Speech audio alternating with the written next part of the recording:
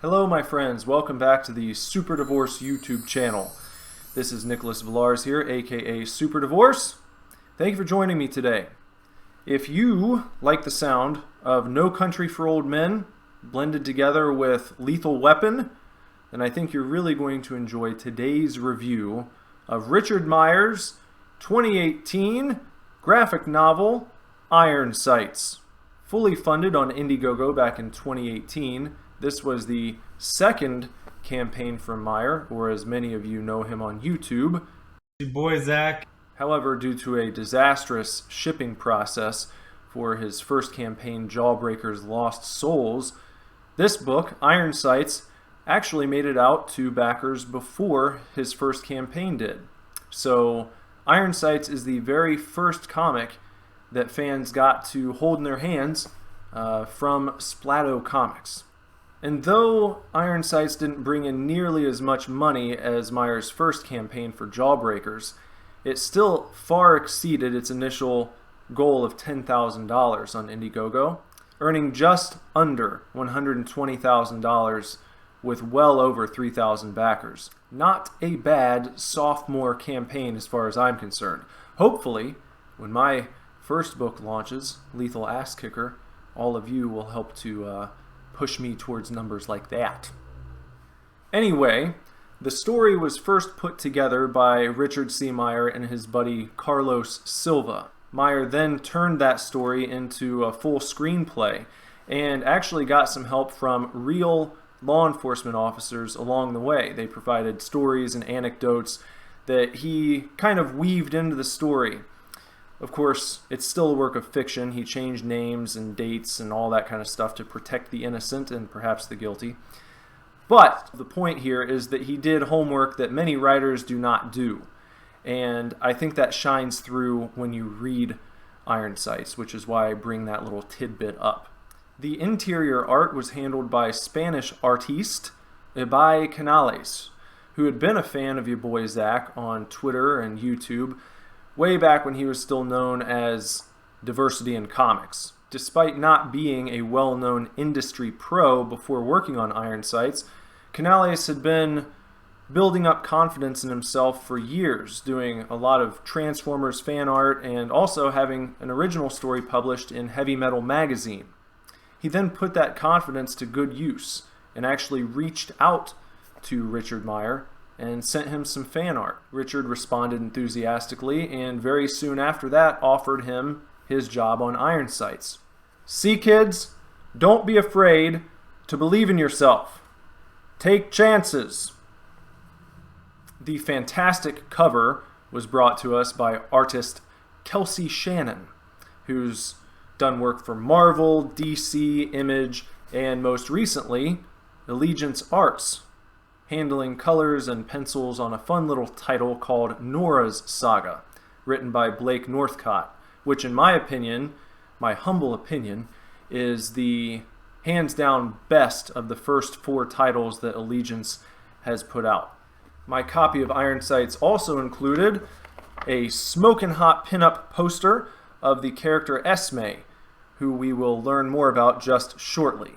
And this pinup poster here was done by artist Miss Sashi. Now, before we jump into the story, let me address the physical item right here. This is a nice quality book. Let me tell you, the copy that I hold in my hands here is now well over 1 year old, and all of the pages are still fully intact. I say that because I saw another review where, as the guy was flipping through it, one of the pages actually fell out. Looks like the binding didn't hold up on his copy. But for me, as I read through this the first time and then flipped back through it countless times in compiling notes and such for this video, there was never any issue that made me question the structural integrity. It has a nice matte finish on the outside, which I find pleasing to the touch.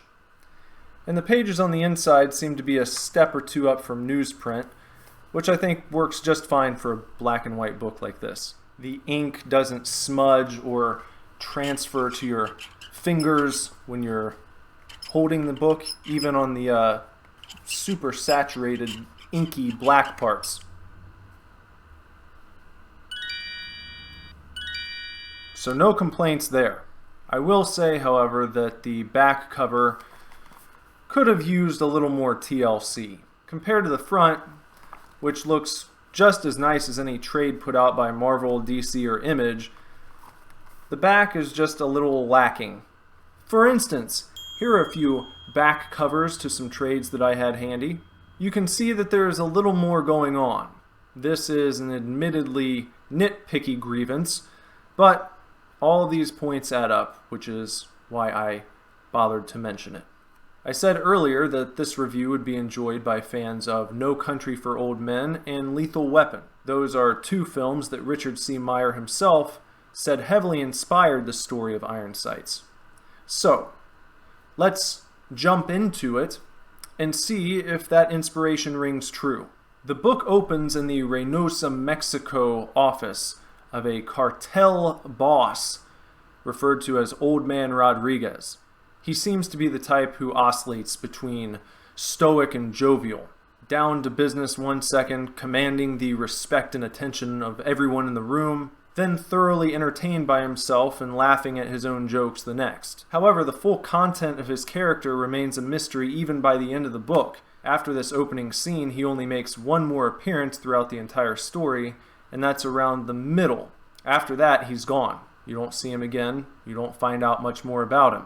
Old Man Rodriguez does play a crucial role in this tale, though. It's this opening scene that really sets the stage for what's to follow, as he orders his accountant Cancel, not cancel, Cancel, to hit the road with his street crew, if you will. Why send an accountant to do the work of a hardened cartel member? Well, it seems Old Man Rodriguez doesn't quite trust Cancel's soft nature. He's been a number cruncher for the Sapos gang for over 5 years, but as far as Old Man Rodriguez is concerned, he hasn't done a day's worth of real work. He has no real-life cartel cred to speak of. The old man tells him that he knows he wouldn't hold up under pressure. So it's time to send him out in the field so that he can get a few scars, toughen up a little bit. Cancel's first big exploit, adventure, out in the field is to be the execution of a young lady named Esme. We're not told anything about Esme during the scene other than her name,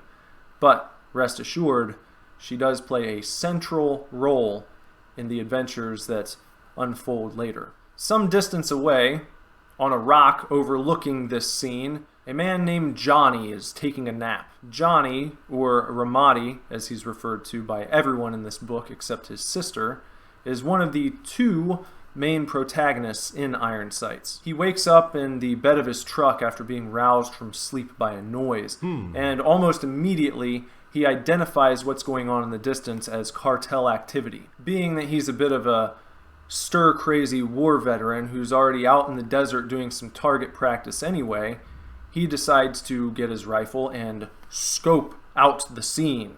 Without hesitation, he begins blowing away cartel members from afar. This causes a big scurry and a scramble, and Esme is thrown back into an SUV. Cancel gets inside a car himself, and they speed off into the distance. Cancel now has his first taste of life in the field, though it almost cost him his life in the process. By the time Ramadi returns home for the day, his sister is already asking him if he's heard about the murders out near the border that day. He plays dumb and says no. Ramadi's buddy Conway is also there during this time, and they're having a little discussion, a back and forth about some sort of side business, but it's not detailed. You're kind of given the impression that Ramadi and his buddy Conway might be up to some illegal operations of their own, but it's not elaborated upon just yet. News travels fast in a small border town, though, and later that night, two cartel members break into the home of Ramadi and his sister Gabby, as Metallica blares on a stereo nearby in the living room, which is actually portrayed in a really cool way.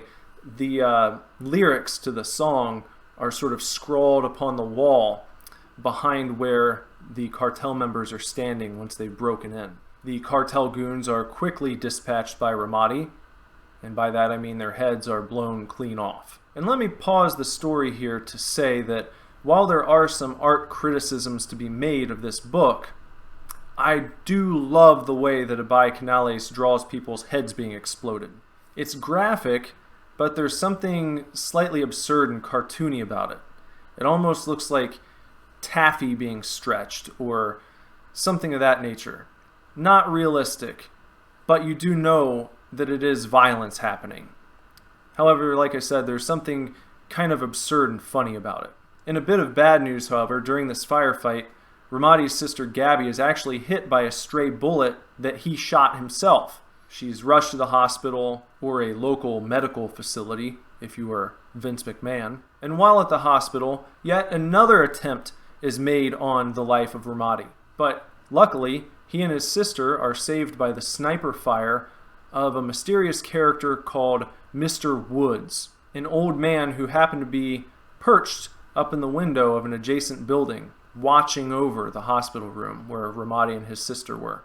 Mr. Woods will eventually become the second half of the buddy cop duo in Iron Sights, but at this point in the story, that still remains to be seen. Across town at his father's gun shop, old Mr. Woods drinks off the stress of that late night hospital shootout. In a very quick turn of events, though, Mr. Woods' father turns him over to the police and says that he's getting sloppy with his work. I think what's going on here is that the elder Woods thinks that the person responsible for that border shootout was his son. So he gives him up to the police and says the best he could do was guarantee that he's got solitary confinement. The next day, Cancel and some of his goons pay a visit to the elder Woods at his gun shop, and they come looking for answers. After a brief scuffle that sees the elder Woods blow the face off of one of Cancel's goons, the elder Woods is accosted, taken into a room, questioned, and eventually hacked up by Cancel. The old man was quite the tough son of a bitch and refused to talk. So as Cancel pushed and pushed and pushed, the old man continued to refuse to give up any answers, and eventually there was nothing of the man left to torture. He died right there on the spot. And this is the point in the story where Cancel really earns his stripes in the eyes of Old Man Rodriguez. This is also the only other time in the book that we see the crime lord outside of that opening scene. He appears here to just pick up Cancel and drive him away, and that's the end of him for this book. Elsewhere, Conway stumbles upon proof that Mr. Woods cannot have been the one who committed the murders at the border. He presents this proof to his boss, and his boss makes a call and gets Mr. Woods released from jail. Of course, Woods' first stop when he gets out is his father's gun shop, where he finds his dad butchered.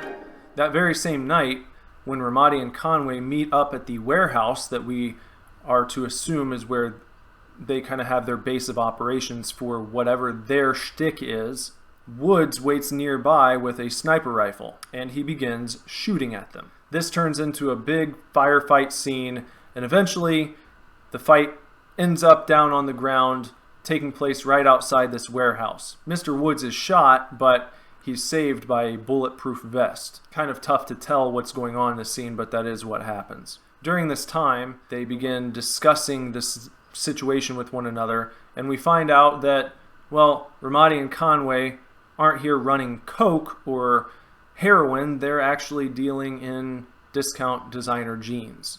So maybe they're not so bad after all. Woods then gets up and tells them if he sees either one of them again that they're dead. Conway, however, won't have a chance to run into Mr. Woods, as on his way home that night, he's stopped by Cancel and his thugs and killed by the crazed weirdo Zik. Side note on Zik, he's actually a former partner of Mr. Woods. Story goes that one time they were out on a mission together and he gave up their sniping position. So Mr. Woods held him down and cut his tongue out, which eventually, I guess, drove Zik insane, as it might. And then he decided, I guess, to become a bad guy, start working for the cartel. This info isn't included in the Iron Sights book, but it is confirmed by Richard Meyer in his personal commentary that he did for Iron Sights. You can watch that video on the Comics Matter with Your Boy Zach YouTube channel. Perhaps those details were part of the original script or screenplay. And just quickly, this is a strange sequence here, another one that your boy Zach has admitted to. You see, the way this goes down is several cars pin Conway in. Then Cancel gets out of his car, approaches Conway, and says that he wants information about Ramadi. Conway admits they have him dead to rights, and he's going to talk. But first, he has a question. Do you like grilled cheese sandwiches? Without warning, Zik then steps into the scene, pushes Cancel out of the way, and shoots Conway right between the eyes. A rather strange response to such a benign question, isn't it? Well, first of all, this is a callback to a little gag from earlier in the book. Ramadi's ex-wife is hounding him with text message after text message of the Karen type.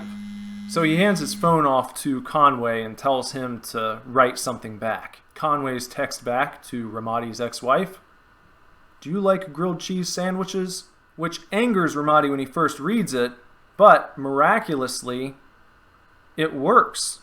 It gets her to stop badgering him. Somehow the question short-circuited her anger brain, so she drops the issue and leaves him to his peace, however momentarily it might be. So why did Conway use that line again with Cancel? Meyer admits there were supposed to be extra panels in this scene.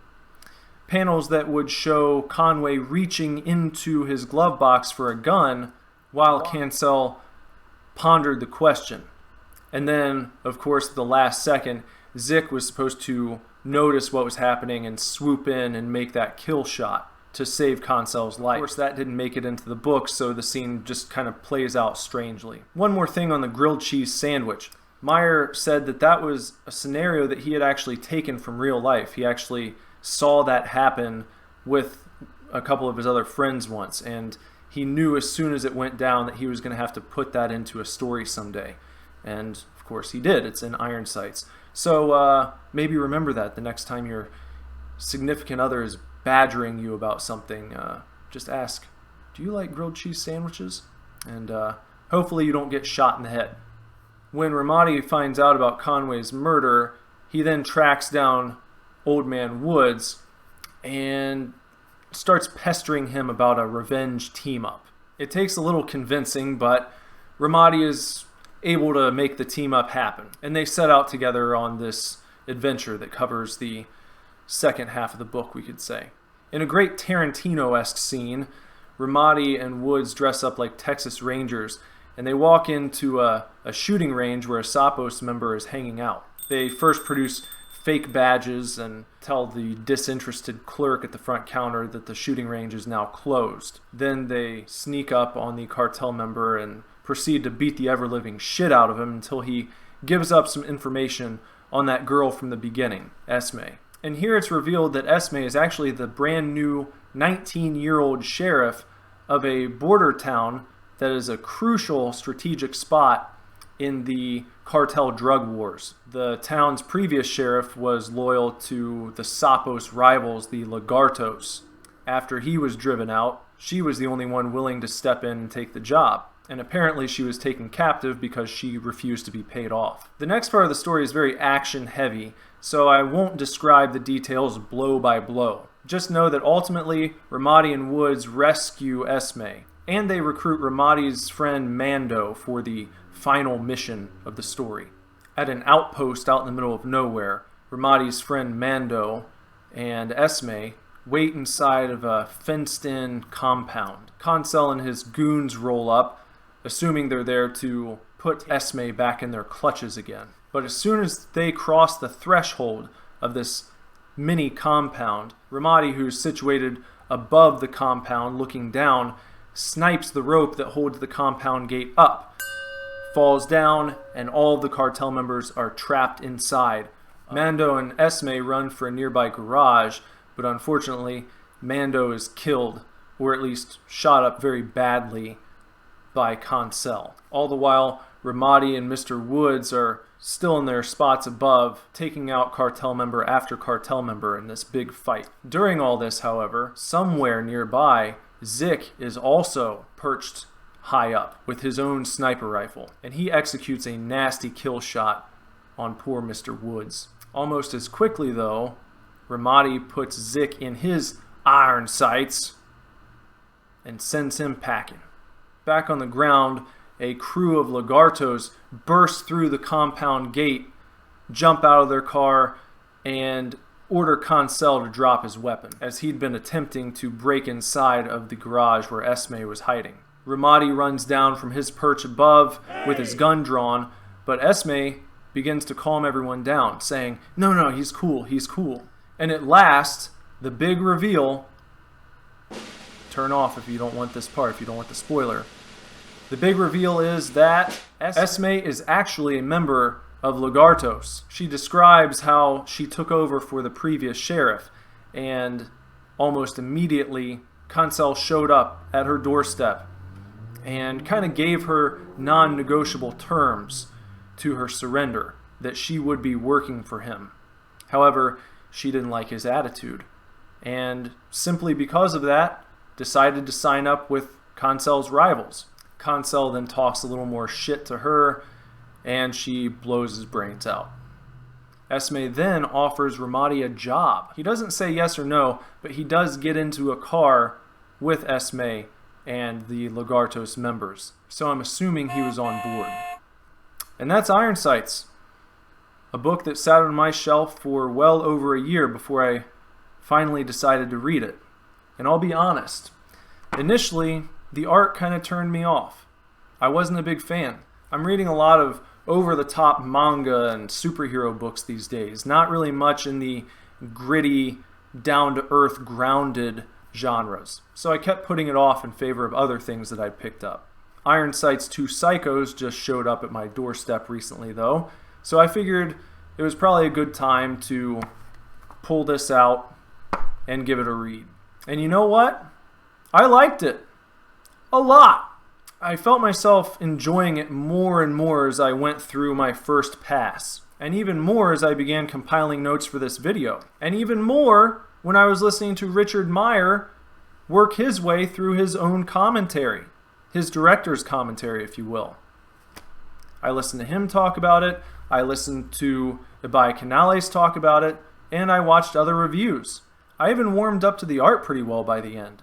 It's not my favorite style, but it really does work with the story that you're given. Having read it now, I don't think I'd want it redrawn by anyone else. So my gripes are few here. But let me say, the old gunslinger archetype is one of my favorite characters in all of fiction. So I kind of wish Mr. Woods had been given more time. I wish he'd survived this book. It seems like he and Ramadi barely had time to develop a really strong buddy cop type vibe.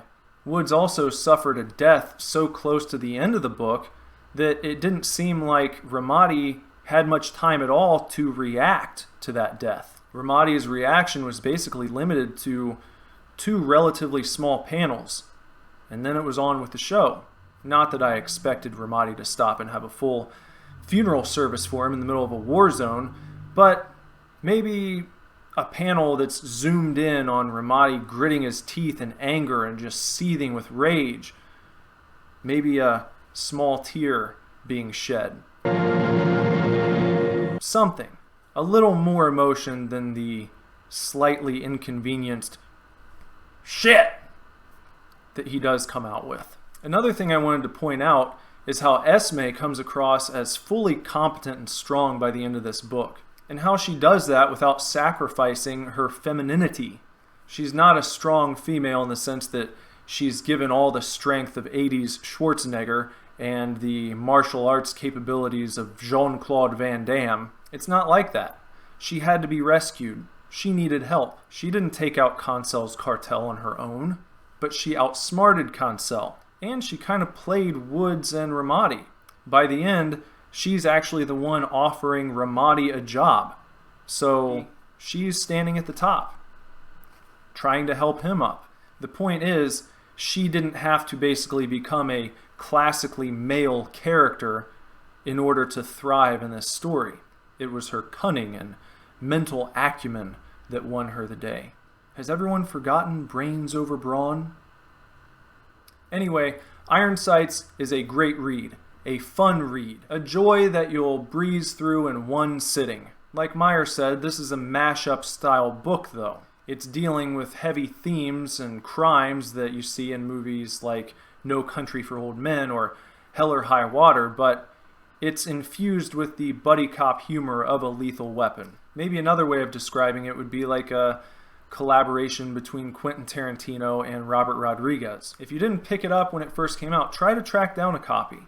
Though I just looked on eBay and there was only one available. It had like 16 bids and it was at $36 or something like that. But I think if you're able to find one, you will be very glad you did. You'll feel like it was worth the effort to procure it for yourself. And finally, let me throw a ranking at you. I'm not using high school grading or IGN system here either. We're going to go with the S+ down to E rating system. S+ will be for transcendent perfection.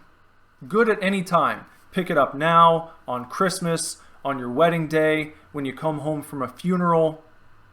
You're always in the mood for it. Never a bad time, never gets old. S for legendary classics. Very similar to S+, however, you might need to be in a particular mood to read it. It never gets stale, and when you do feel like picking it up, it never disappoints. A is for truly great. Might not be an all-time classic, but chances are the year it came out, it was among your favorite books released. B for really good. Happy you picked it up, glad you have it in your collection. C for worth reading. Maybe you file it away after you're done, or maybe you sell it off or trade it in. D is a below average book. Not good. Probably a sham mockery for many reasons. But it holds the potential for becoming a cult classic or a meme. And if that happens, it's up for a re-review. And last, E is for comics that are not even worth reading. Not worth making fun of, a total waste. You're a waste. If someone gives you an E, you do well to find the nearest trash receptacle and make a deposit. So what's Iron Sights? Iron Sights is a solid B rank. Above average in my opinion. It has heart. It has a story I feel I can revisit many times. Many books I put down after I slog my way to the end, and I never crack the spine again. I'll come back to Iron Sights, and I can't wait to check out Two Psychos. Hopefully you're with me. And so, that's that.